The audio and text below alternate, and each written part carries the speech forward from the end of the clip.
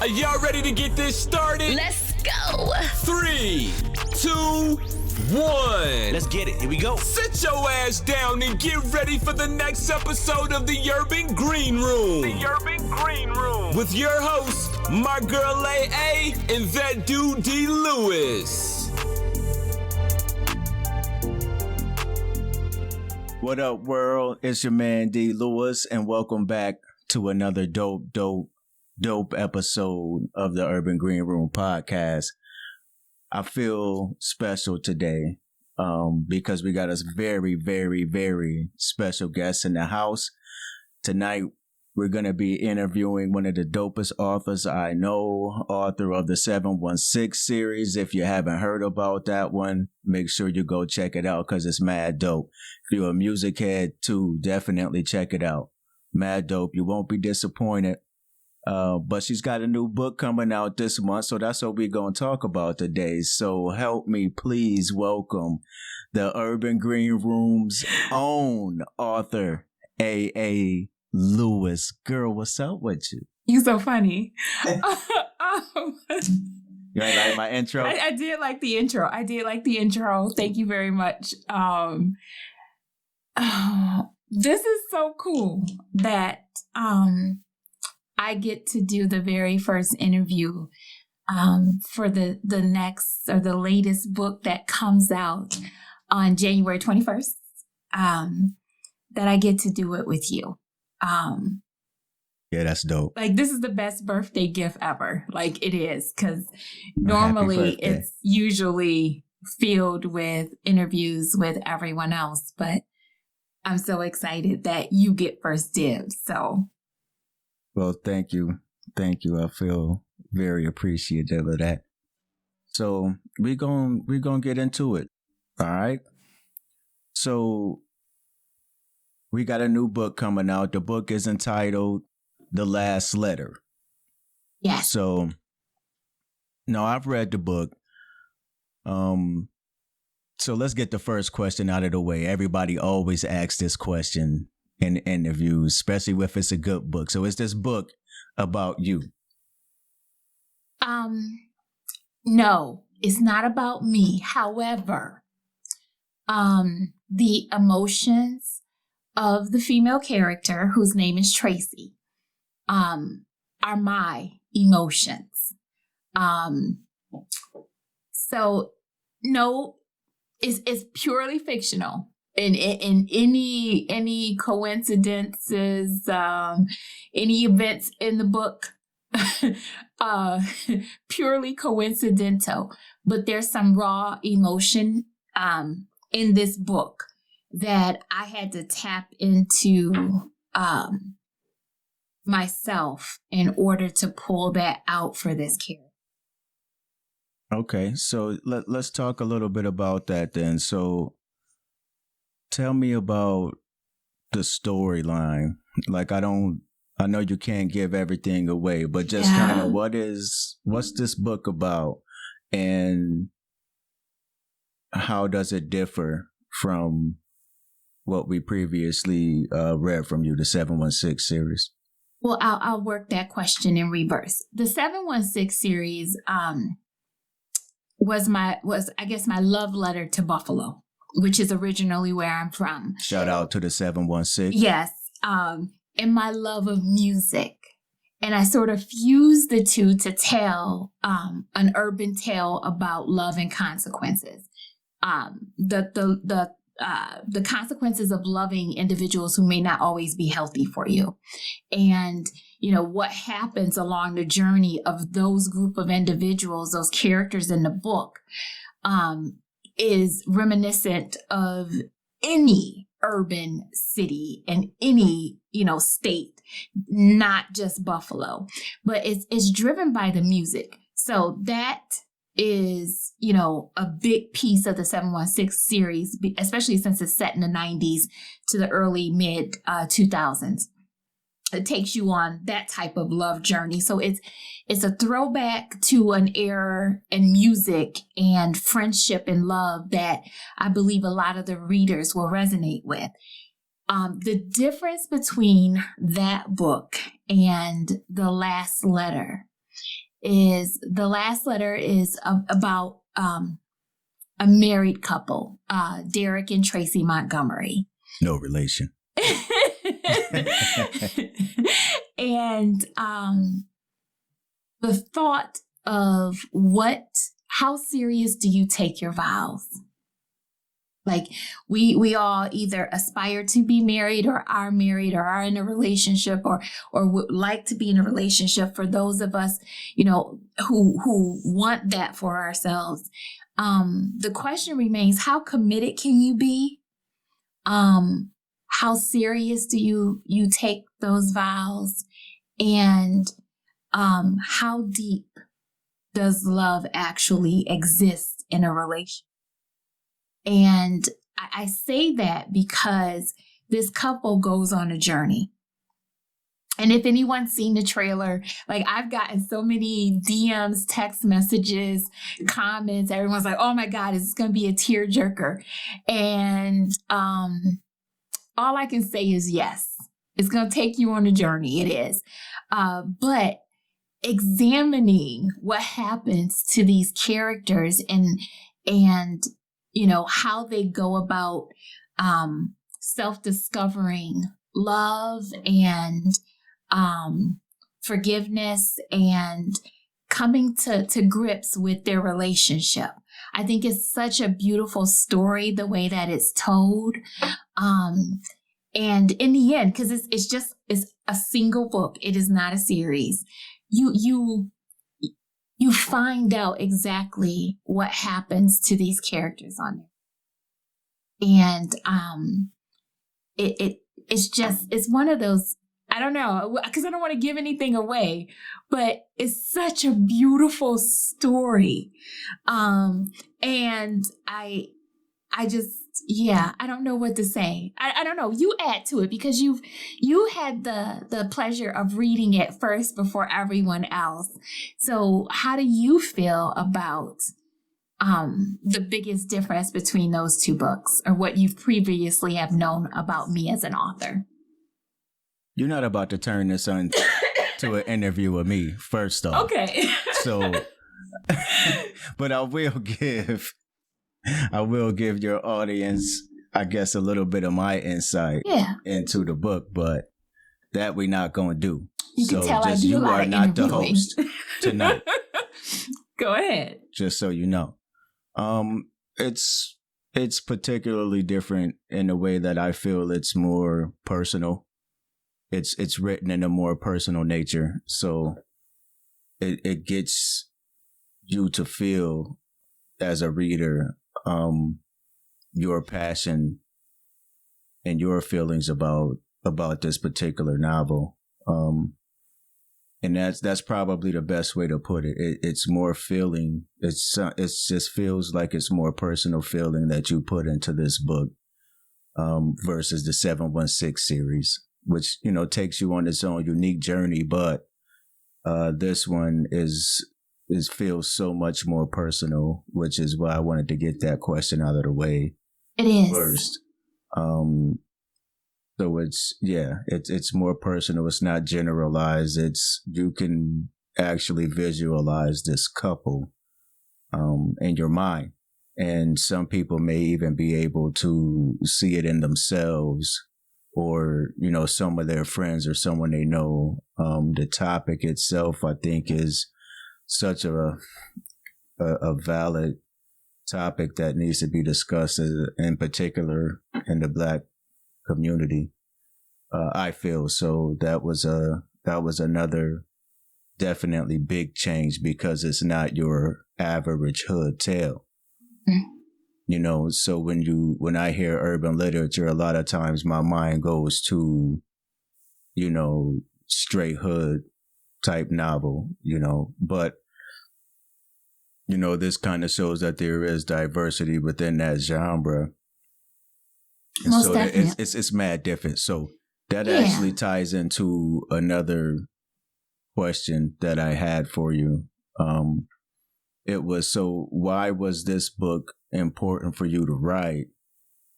And was it your intent for it to be a show of your depth as an author, as far as your versatility with topics?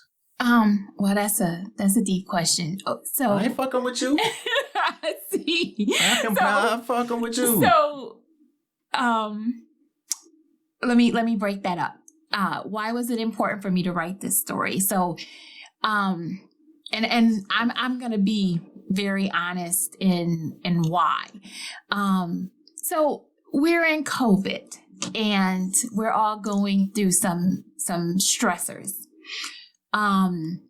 And Dee and I experienced a breaking point where I had to do some self-healing. And there was so much raw emotion going through with me. And I think on a earlier podcast, I had mentioned that I was emotionally constipated. And no, it's not a real thing, but for me it is, where I struggle with expressing myself emotionally. Like, I would rather catch logic before I catch feelings. And I've always been that person. And I think that's a whole nother issue within the Black community, is that the only emotion that we're sometimes allowed to show is anger. And I can do that very well. But everything else, I tend to hold on to and let it manifest itself in other ways that are not always positive. So here I am in this situation, and normally two things will get me right. If I can go to the gym and I can lift some weights and take all my aggression out and deal with my emotions through that type of activity, or I write. Well, the gyms were closed, and the minute that I was placed in this situation where I had to face these emotions, and I didn't want to. The only thing that I had was my laptop. So I grabbed it and I said, okay, you got to get this out. And I had recently started seeing a different therapist, and the therapist said, well, you've got to learn how to deal with these emotions. And I said, but I don't want to. I got to do X, Y, and Z to make this situation better. And the therapist, and shout out to her, literally said, but you can until you heal yourself.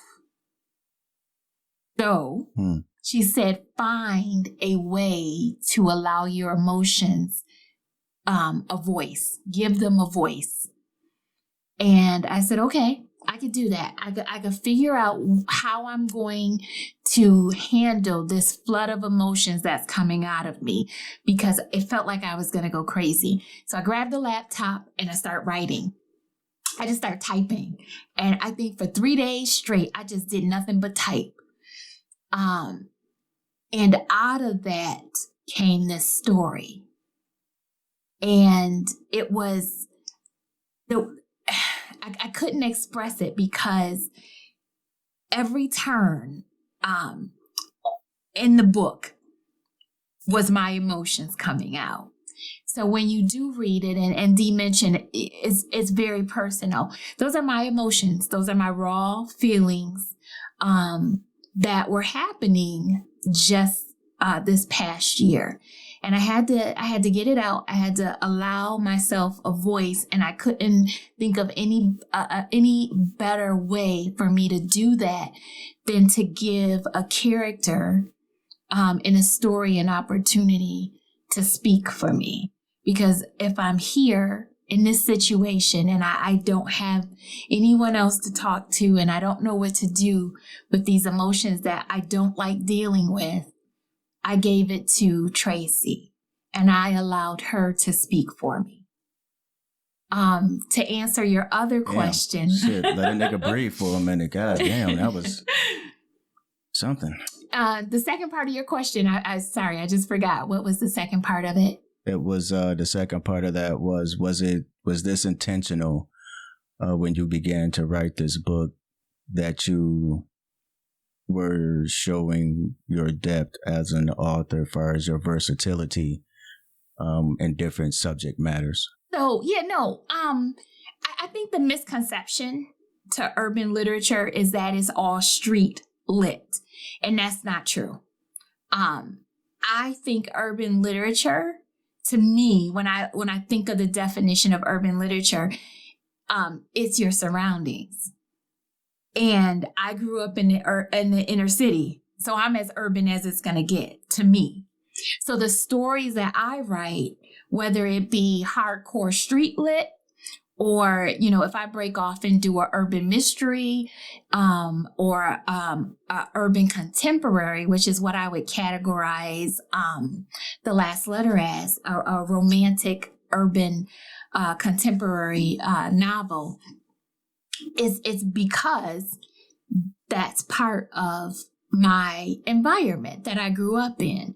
So I think that diversity within the urban literature genre or that culture is so much more diverse than just the street lit that people comes to mind when you think urban literature. The one thing that I will say about me writing this book is, first of all, this book was never supposed to be. I had 3 other books that were supposed to come way before this book even was thought of. And that's what I was working on. And, through my self-healing came this book, and it was important for me to finish it. Like, it took precedence because I needed a chance to allow my emotions to speak and to be heard. And, what I realized, and I sort of knew this, and I think a lot of authors know this, we are so much more than the characters of, in our street lit novels. We're so much deeper than that. Some of us, because we have a good following, we don't want to lose the readership, we kind of stick to what we know. I always knew in becoming a writer that I wanted to explore the different levels of me.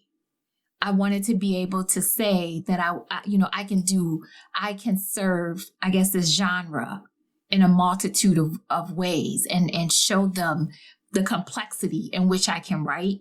And I think this book does it. I actually think this book takes it to a whole nother level. Like, I was surprised at how deep I could be, because I was like, damn, girl. But in saying that, this is not just, and I'm going to say this, not just a Black person book. When I think urban literature, very rarely does it cross over into other genres or other readerships. This book far surpasses that. And again, I did not realize that was what was happening as I was writing it. It wasn't until I was pretty much done with the book and I started to go back and read some of the other chapters. I was like, damn, like this is good. Like this has the potential to cross boundaries and gain a whole nother readership level and expose me to different genres within writing. And that in itself I was proud of. So just because I am an urban author and I write urban literature, this book far surpasses any of those categories. And I think anyone who reads the book is going to be incredibly impressed, especially if you read the 716. That was my love letter. Like I had been wanting to write that book for 20-something years. This book right here, The Last Letter, I think it shows my maturity as a writer, which is something I thought would always come a little later on. But it just so happened it's the right story at the right time. And it developed into something really beautiful. Okay. So that's something to look forward to, folks. So anybody who has read the 716 series, that it is a very different novel as far as content and material. but certainly relatable, I think, to a very diverse audience. Yeah. Yeah. So, all right. The book is, we said it's about a married couple and they're going through some stuff. So what are the characters' names and what can you tell us about their personalities as individuals and, kind of maybe their personality as a couple? Okay, well, sure. If you can, I mean, I feel like I don't want to I'm not one of those authors who's going to tell you like what the book is about. No, I'm not saying get specific. Yes, I'm just saying that's why I kept it kind of general. I didn't ask you what the book was, what they were doing in the book. Just kind of give me personality. Yes, he getting testy. No, so see, I knew this was gonna say no. Okay, so the book is about a couple, the Montgomerys. It's Derek and Tracy. No relation. They actually were from New York, or both of them originally from New York. Tracy from Buffalo, because I'm from Buffalo, and I will always put a piece of Buffalo in any of the books that I write. That's just my paying homage to a really great city and great experiences growing up and living in Western New York. So she's from Buffalo, New York. Derek is from Brooklyn, Brooklyn, New York City. So they meet, however, at the University of West Michigan, which is where I currently reside. So I kind of wanted to fuse the two locations only because, again, it shows my past and it shows where I'm at right now. So I know enough about Buffalo and enough about Kalamazoo to make the story real for you. And that's always important for me, to be able to identify with the locations that I'm placing my characters in. So they meet there, they marry. And then life happens. So that's all I'm going to give you.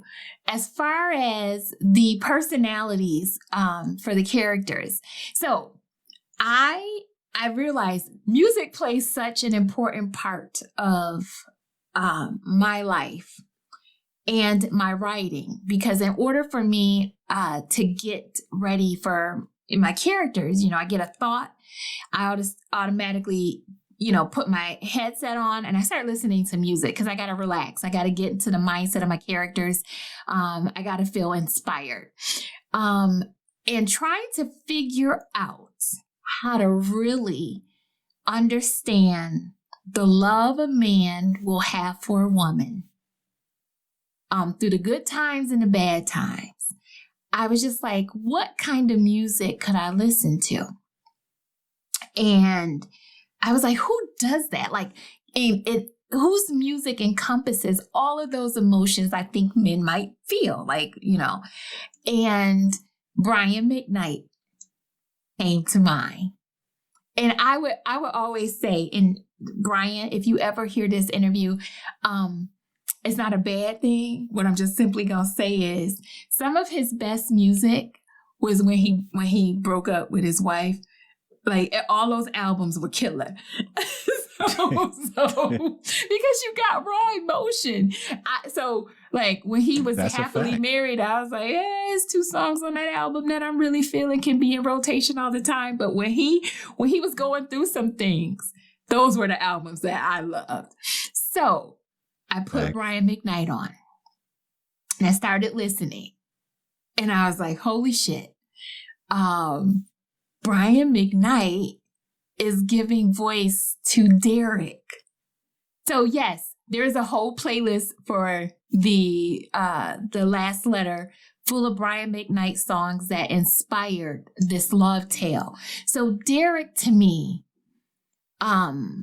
is a very strong and loving and passionate, caring individual. I think his love for Tracy knows no bounds.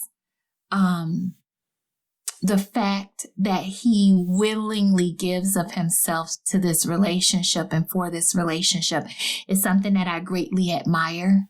Now, the way in which he does it's going to take you back. It is. But once you get to understand his reasoning and where he's been, what he's going through, and how it ends, I think you'll have a greater appreciation for anyone who decides to get married, say those vows before God and their witnesses, their friends, and their families.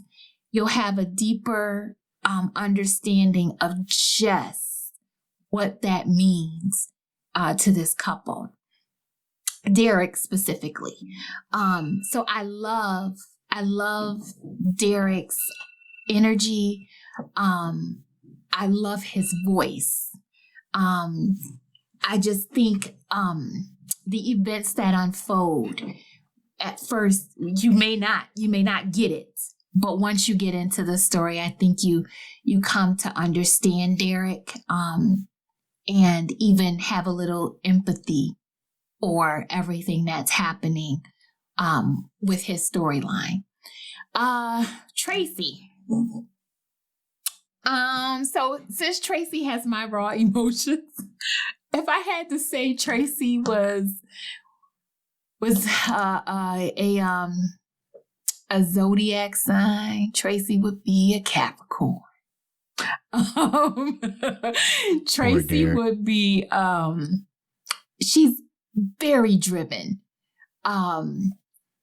Tracy is sophisticated and young and naive, but mature enough to understand what the commitment of love means. She is determined at all costs to see her marriage be fulfilled. And I think, like most women, we say I do, but we don't know what that means. And luckily for Tracy, she gets to experience exactly what all of those vows mean throughout this journey of love. And her dedication to her marriage, I think, is something that I think we all aspire to. For me, like, I was just like, wow, because I don't know if that was me, whether or not I could do some of the things and take this journey that she's going. I just don't know if that would be my reality. But because she has those emotions of mine, I'm pretty sure that she's stronger than she thinks, which is how she's able to manage through her marriage the way that she does. So I think she's a very strong, independent woman who just wants to be successful, not only in life, but also in her marriage. Okay. This shit sound deep in the motherfucker. I know. It's so deep without giving it away. It really is. So I gotta ask this question too, because you got a lot of comments from readers of the 716 series about the emotional roller coaster, and specific parts of those stories. So are we to expect, a happier ending? Are we gonna be crying and shit because you take us on the emotional roller coaster again? So just, are you going to have readers upset with you because of this novel in certain spaces anyway, in certain parts of it? Oh, of course. Of course. Because why would you read something that doesn't take you on a journey? Like, I don't understand. Like, I have never read a book that didn't take me on some kind of emotional journey. Now, I will say this, the journey, and then you got to think, the 716 was a series. So out of the 3 books, there were a couple, ups and downs and twirls that I took you on. And yes, like you may not have agreed with some of the outcomes for some of the characters. But that's the beauty of it, is because this is realistic. It's life. We're talking about pure emotions, raw emotions, a situation for this couple that no one had expected. And yes, there's going to be moments where you like the direction that I take the characters. There's going to be moments when you are completely upset with me and don't understand how we got to that.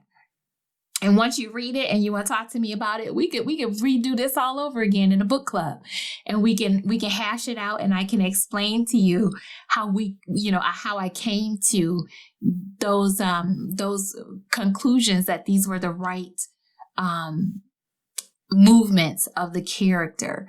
But yeah, I listen, there are chapters in here that I cried writing. Like, I cried, and Dee literally had to say enough. And I was like, no, I have to type this out. I have to allow these emotions a chance to speak. This character is not done. So I poured it all out there. So I know if it got me like that, then surely you're going to be moved at certain parts of this story. And it's not, I mean, I wouldn't be me if I didn't. That's something that I hope you come to expect with anything with me.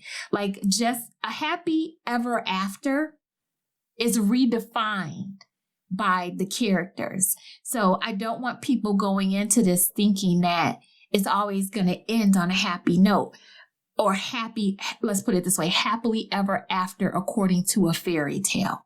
Because sometimes happily ever after is the characters coming to peace with the consequences of their actions, or coming to terms with the life that they've chosen, or being at ease or at rest with the storyline itself. So happily ever after, I don't think I can give you that. What I can give you is a great ending. I would concur. Certainly, as having read the book, it didn't end how I would have liked it to end. But it did have a good ending. The ending is still good.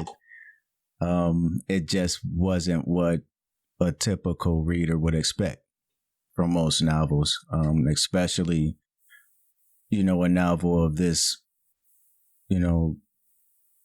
kind of topic base of marriage and relationships. We all want those deep down in our heart. We all want them to end, end the happily ever after, because that's what we've been programmed to receive. I guess redefine happily ever after. That's my challenge. I didn't disagree with you.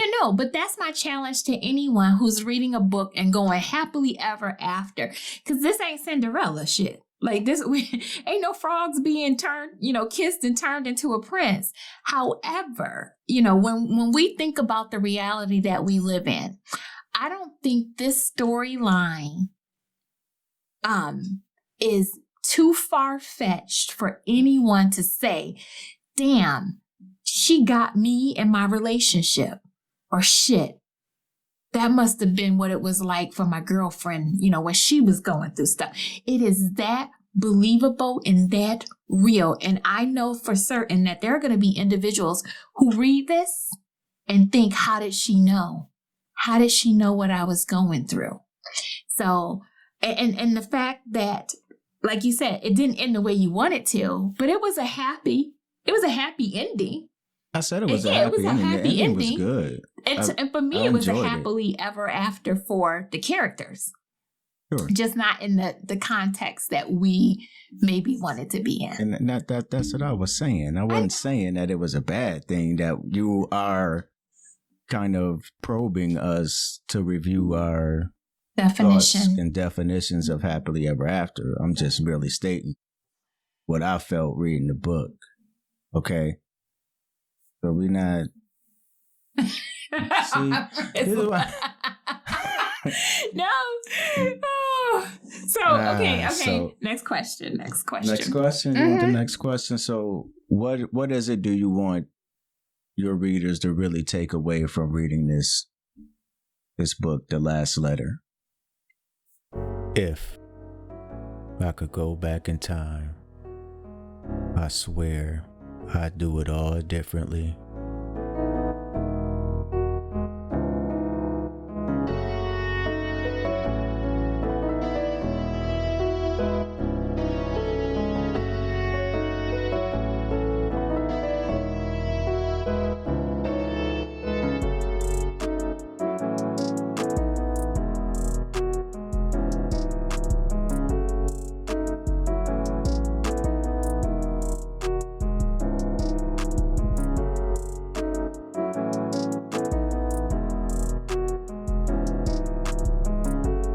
Love you, Tracy. From the author that brought you the groundbreaking series, The 716, author A.A. Lewis is back with The Last Letter. Is there a particular message, or is it just for, book lovers to enjoy? I just, there wasn't a message in this book. There is, but I can't say because that would give away a lot of the book. Gotcha. So that's fair. I can't say there is a message in the book. I don't want to give it away. What I will say is I just wanted you to enjoy it. I wanted you to enjoy this storyline as much as I did. I wanted to open your eyes to an experience that I don't think many of us have an opportunity to go on. And for those of us who do have to journey along this path, I wanted you to know that you're not alone. And it's okay. It's okay to have feelings. It's okay to give them a voice, but more importantly, that it's okay to find your self-healing and to redefine what love is for you. I'll put it that way. But there are some deeper messages within this story. Something to look forward to, folks. So, all right. So the book's coming out this month. When exactly can we get the book, purchase it, and where can we find it? So you can pre-order now. So this, I know that we're taping it in this conversation. We're taping it, and you guys will see it on the 15th of this month. The book is actually available right now for pre-order on Amazon and at DNS Publishing or dspublishing.net. The book goes live for sale on the 21st of this month. It is my birthday gift to myself and to my readers. I will do that every year that I'm writing, is to gift you a piece of me in the month of January. It will be available on Amazon, Barnes & Noble's, pretty much everywhere that you can buy books. So even walmartbooks.com, hopefully soon in a lot of your local stores. Legacy Book Bar will have the book, as well as Bell Publishing, which is out of OKC. Is that Bell Publishing LLC? Yep, Bell Publishing LLC. Bell Publishing book boutique is in Oklahoma City. Legacy Book. Shout out to OKC, y'all. Shout out to the ladies of Bell Publishing. And Legacy Book Bar is a partnership that I have out in Maryland. So the DC area will be carrying it hot off the presses.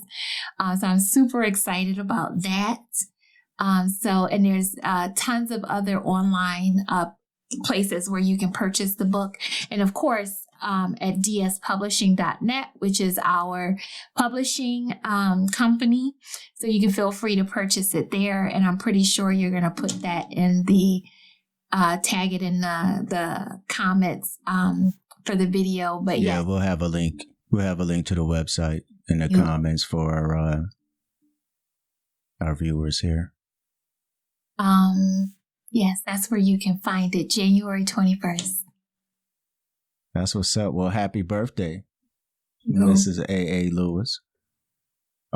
So for anyone out there in your fan base or just who may come across this video on the Humbug, you know, there's a lot of creativity that is within the Black community.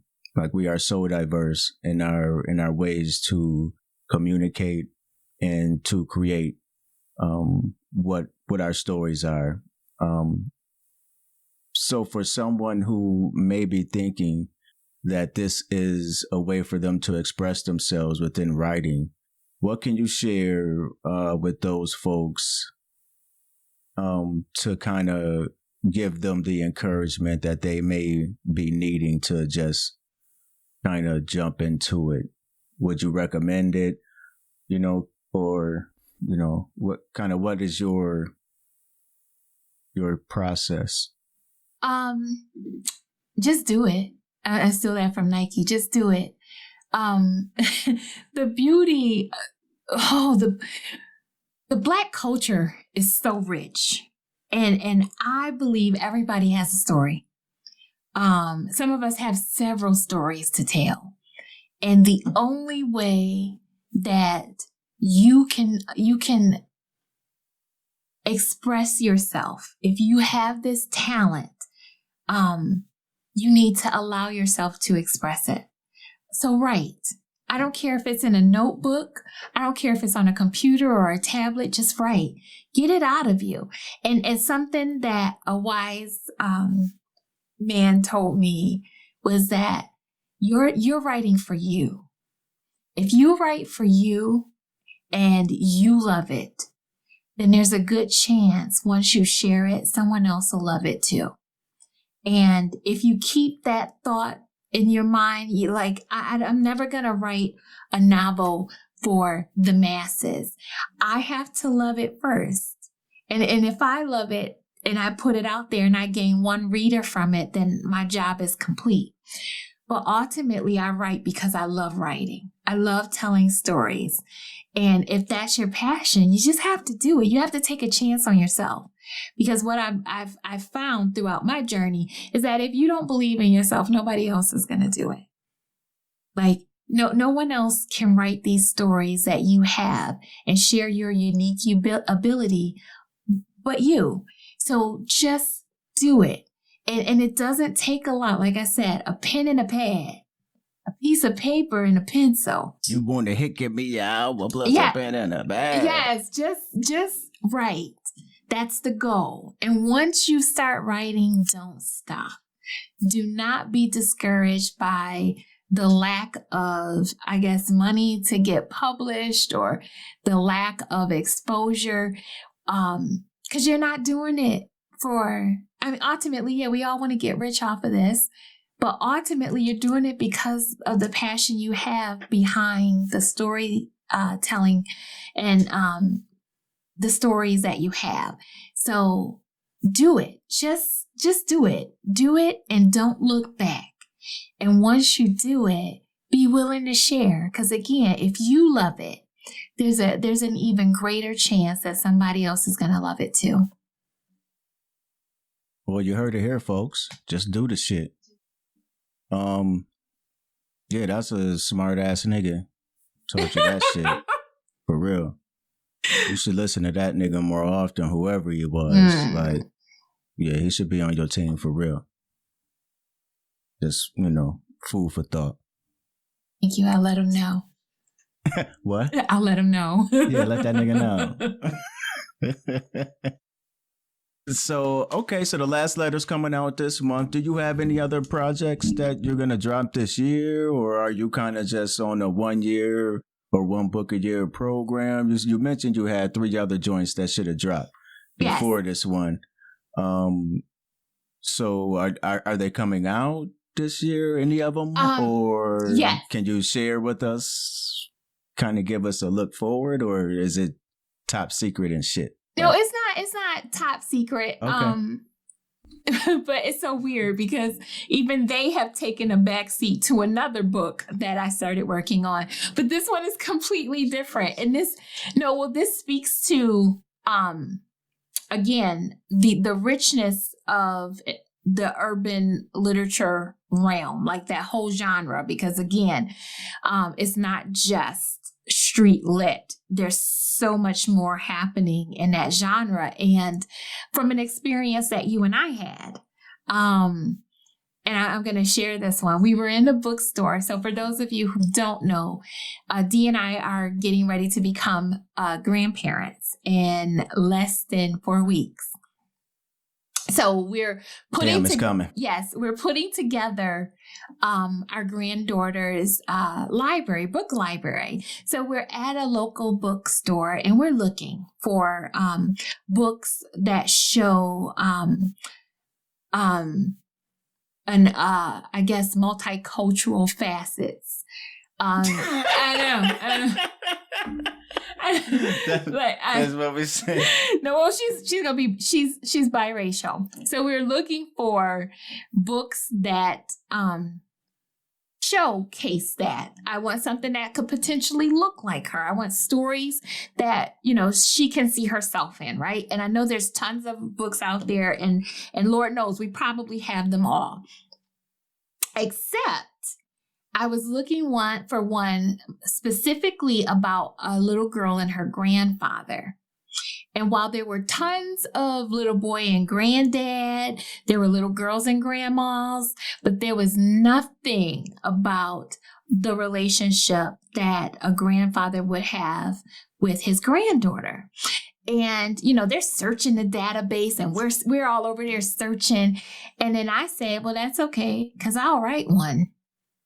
And like Daryl was really upset. He's like, yeah, I don't want that book. I don't want that book. I want to see something that I can read to my granddaughter and make her feel really special about, the relationship a grandfather would have with his granddaughter. And I literally was like, well, that's okay, because I'm an author. I'll write one.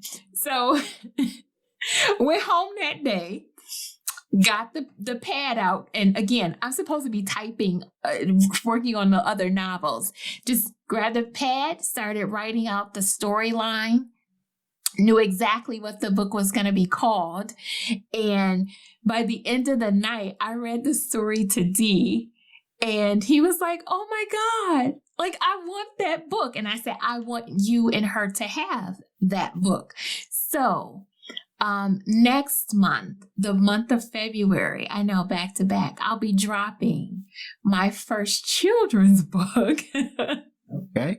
Which will be part of an ongoing series, because I think it's important for not just our granddaughter to see herself in literature, but other children who are multiracial, biracial, multicultural backgrounds that have been fused together. I think it's important that they see themselves in that too. So it's going to be a series, a small series, but a series where I wanted to showcase the fact that she has two families. She has a Black family. She has a white family. The Black family is much cooler though, right? We're much cooler. So she's like spending most of her time with the Black family. Yeah. In my book. I'm just fucking with you. No, but like just and that it's okay that both of her families look different. And the fact that the parents co-parent, I wanted to showcase that uniqueness to the mom and dad situation, and just being able to, fuse our worlds together in a way that allows her to feel loved, or for that matter, any child to feel loved. So I'm going to do it as a series. Now, I never done no children's book. I've bought children's books throughout my whole life, because I have had sons, I had nieces, I buy books, and here I am, like, I'm going to write this book. I write the book and then I'm like, I have to find an illustrator. So I finally found a wonderful illustrator working on the artwork as we speak. And like I said, my Valentine's Day gift, because she'll be born by then, to my granddaughter and my husband is the book, and it's actually called, you want to tell them the... Mm-mm. No? You tell them. Okay. This your interview, girl. It's called The Adventures of Zane and Her Pop Pop. So, which is Dee's granddad name is Pop Pop. So, the series will be called The Adventures of Zane, Zayne, and then it'll showcase the first book coming out, The Adventures of Zane and Her Pop Pop, and then The Adventures of Zane and Her Two Families. And then there'll even be one with her grandmothers, Zane and the Adventures of her with her two grandmothers, or whatever it's called. Haven't gotten that far yet. And then Zane and My Daddy Loves Me and My Mommy Loves Me Too. So I sort of played around with it. I think it's going to be a 5-collection book series for children. That's what's up. Yeah, so I'm excited about that, because never in a million years did I think that I'd be writing children lit. One, I have a potty mouth. Facts. And two, like I like street lit. So wasn't sure how this was gonna work out, but I'm so excited about that next project, which drops the middle of next month also. So and then after that, haven't decided which one of these books will drop next, and maybe I'll do a couple like back-to-back months where I'm giving you something to keep you like energized. So I still have the Eminem Chronicles, which will be a series. Eminem. Oh, that's going to be a series? I think so. Okay. I really do think so. The Eminem Chronicles would be the Married Men Chronicles. And then you have the Walk Along the Path, which is, again, completely different from any of my street lit work. This is almost, I guess, an urban contemporary mystery thriller. Yeah, I was going to say I think it's more of a thriller. Thriller? Thriller? Yeah. Yeah, so again, multifaceted. So, which is deep in itself, because, so we got that one. And then, so all that this year? Is that what the fans can expect this year? Or? Yeah. Okay. All that this year. That's pretty heavy. It's a pretty heavy load. So. It is, but I think it's time. Like, I think it's time, and I'm still working on 2 other books too. So this will be fun. So at least, I shouldn't say 2 other books. There's 3 other books that I'm working on. So fans of the 716 series, yes, the series is coming back. I'm not leaving you hanging. I have started gathering the music, because as you know, for the 716, every chapter of the book is named after a song. So to bring it to current day, I had to really get my music together. So it is coming. And I would love to say it'd be out by the end of the year, but knowing me, it's going to be next year's birthday gift to me. And to you. Any other questions? Yeah, shit, I ain't done. Oh, I was like, ooh. I am a real fucking interviewer, okay? This ain't no bullshit we be pulling in the Urban Green Room, girl. Just... Anywho. So you got a lot going on this year. I do. Coming up. So what is your personal life like? How do you balance all of that between family and books and your secular work? Like, How do you? Well, first and foremost, family comes first. And I think last year, 2020, taught me that better than anything else. So I work around my family. I work around my family life. Yes, I do work a regular 9 to 5 like many other individuals. And even that has gotten to a point where I'm starting to rethink what that looks like for me and having a work-life balance, especially since I do work from home because of COVID right now. And I've been at home for the past year. Even that has taken a turn where, these are my dedicated work hours. These are my family hours. And being able to work from home has allowed me a little bit more family time than I normally would have working in the as far as the writing goes, the author part of me, I'm up at the crack of dawn. Truly, I am.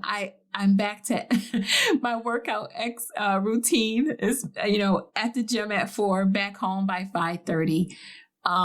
That gives me at least 2.5, 3 hours to write. So I can write in the morning. I write when the moment hits me. And sometimes I know exactly what the characters want. So even, I shouldn't say this on here, but even in the secular world, like I will have all 3 computers up and I will be typing away a good chapter while I'm on a conference call. That, especially one that I don't have to lead. But the inspiration hits. Cut that out. Yeah. You can't have that out there. I think I'm going to cut that out. No, I don't think anybody from work listens. Yeah, I'm going to cut it out anyway.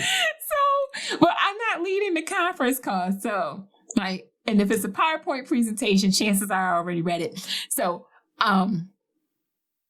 I'm always typing. I'm always putting those chapters together and giving voice to those characters.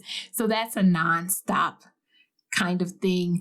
Then we have the podcast, of course. So there's dedicated time for the podcast. And then there's also... Yo, you jumping ahead, yo. Oh, I'm sorry. I asked you about...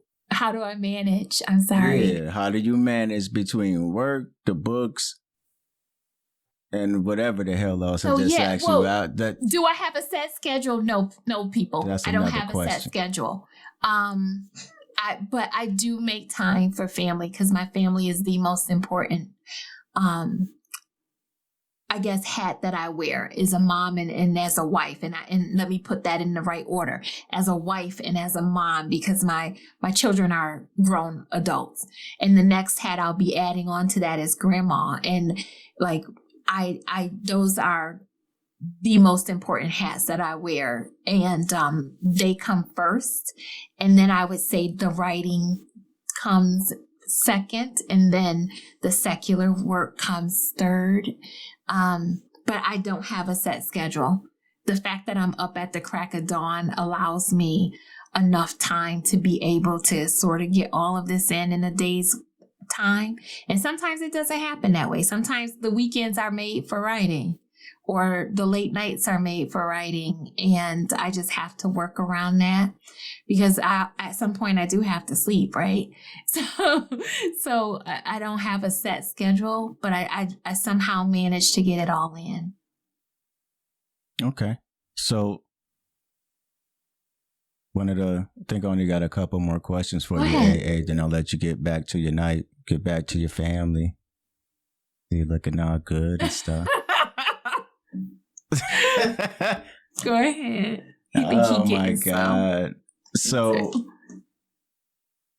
are there any other things that you're involved in? Any other projects you got coming up? I know they haven't opened things back up far as, releasing social distancing and stuff like that. So I don't think there's any book events that I've heard of that are set in stone.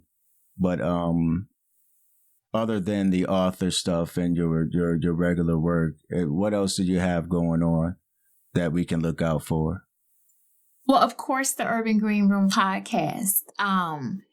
This platform has been the best exposure for you and I, and the best therapy for you and I over this past year, because it's almost been a year.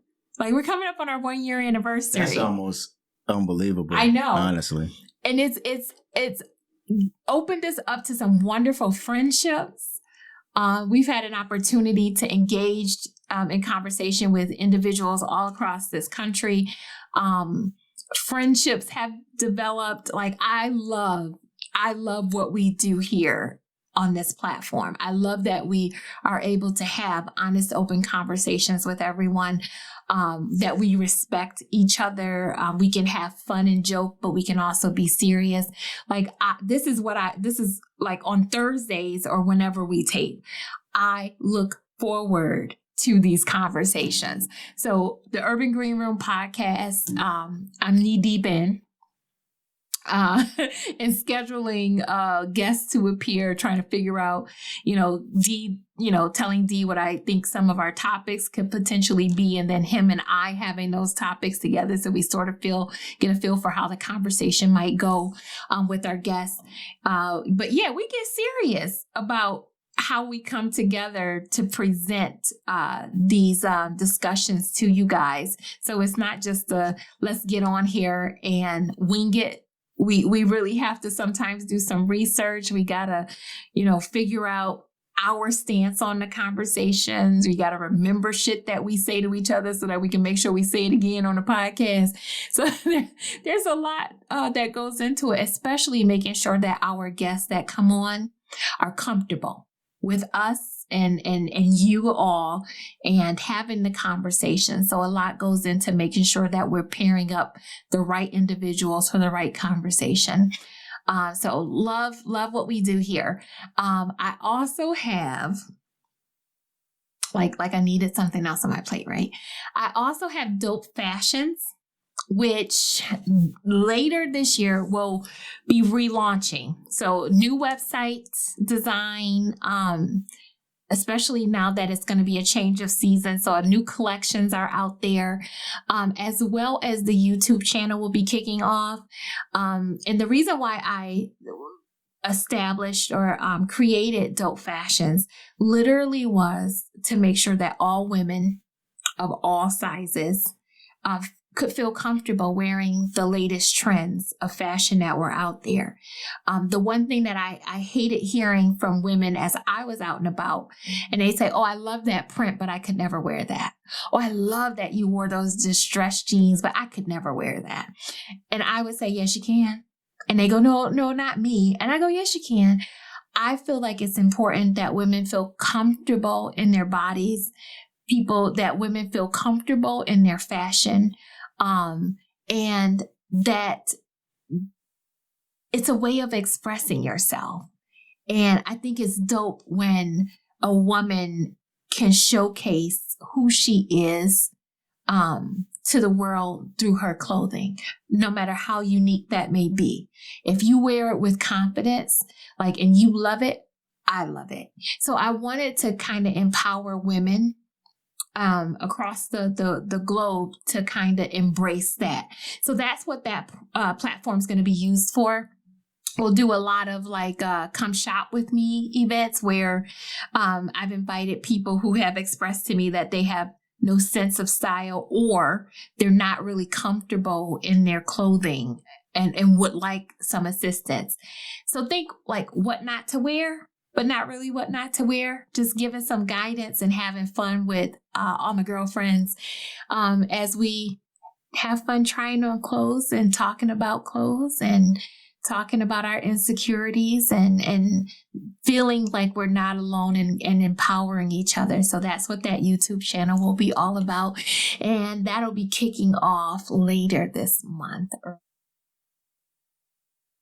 And then that's it. I don't want nothing else on my plate. It kind of broke up after later this month. That was later this month, early February. Yep, later this month, early February. Okay. And I don't think I need anything else on my plate. That's dope, AA. So you got a lot going on, Miss Lady. I do. I do.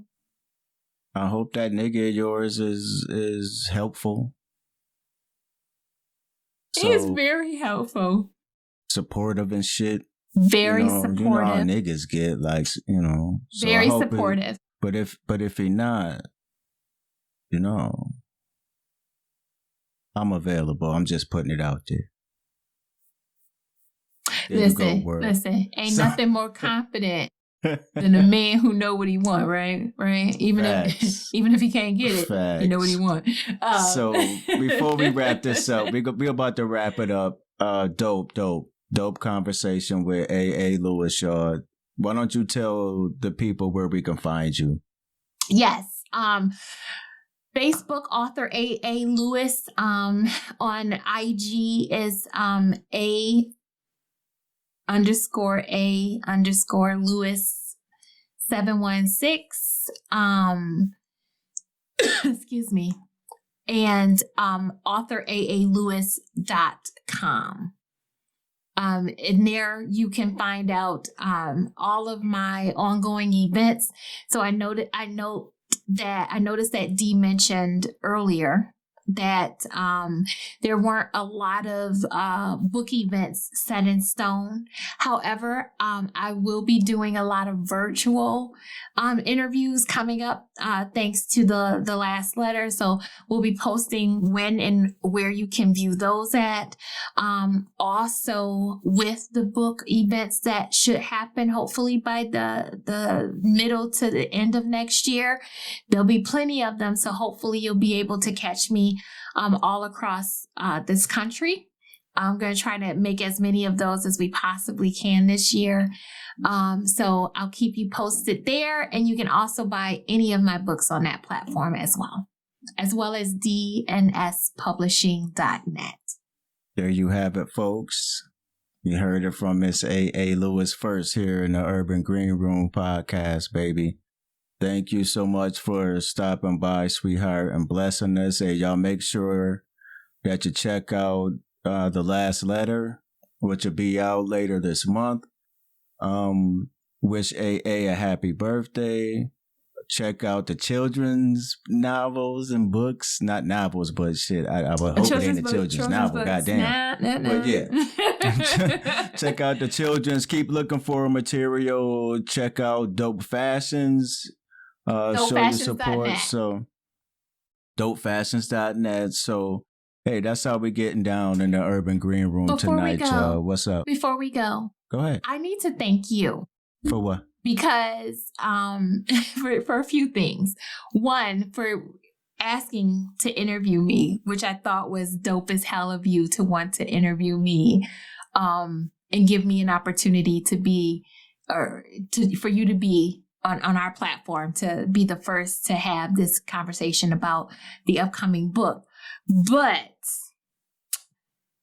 for the book trailer, because I have gotten so many compliments on the book trailer that actually showcases Dee's voice as part of the narration of the trailer. Everyone loved it. So many compliments. It's opened up a whole new sector for DS Publishing. So thank you for doing it, because I know that you didn't want to do it. And I love your voice. I wanted you to do it. I needed you to do that for me. So I was so pleased that it turned out so great and everyone loved it. So thank you so very much for blessing me with your talents and doing that for me. So thank you. You're very welcome. Very welcome anytime.